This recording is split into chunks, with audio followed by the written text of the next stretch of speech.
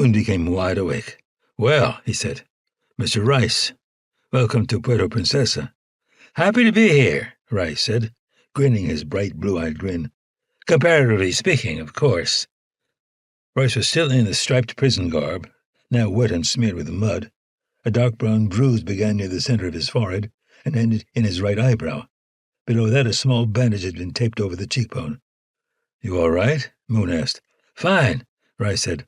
"Relatively speaking, getting to the moat wasn't as easy as it sounded." "Do you know how to reach your pal, Gregory?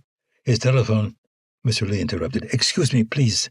We have covered all this. Mr. Gregory is not in the picture. We must agree on another solution." "I don't know of any," Moon said. "Not a clue." "Mr. Lee thinks we can sail across," Osa said. "Sail across? Across the Sulu Sea?" "The South China Sea," Mr. Lee said. Moon didn't want to think about that.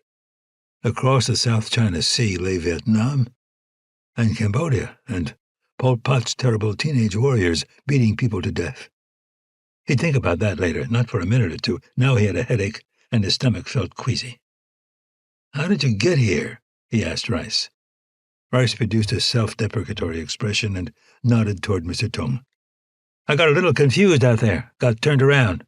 This gentleman had sent out some of his friends looking for me, and they found me." Mr. Tung was smiling.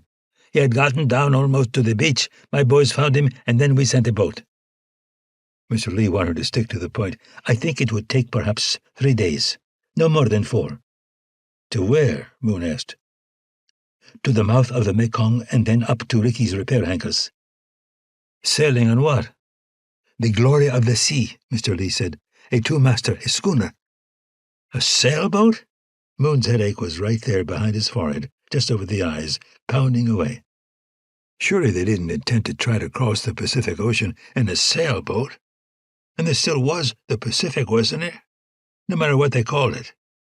2 masts, Mr. Lee said, but also diesel power.